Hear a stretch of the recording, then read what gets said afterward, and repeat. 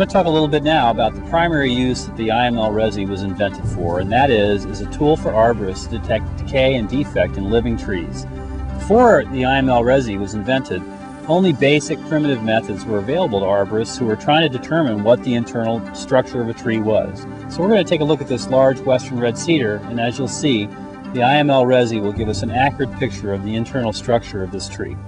Once I've determined I have a tree where a testing is going to be necessary, I like to use a small paint pen to mark the spot on the tree that I'm going to test.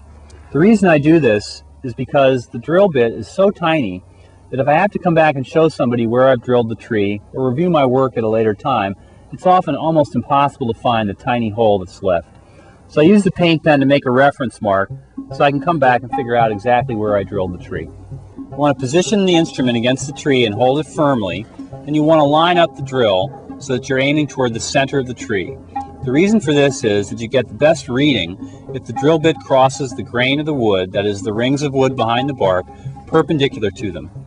Now we've moved the camera around to the opposite side of the tree so that you can watch as I drill. So here we go.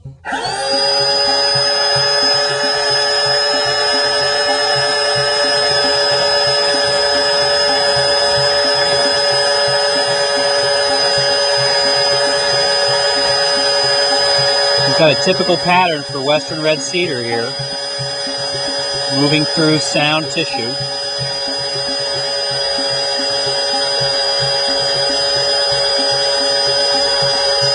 Whoop.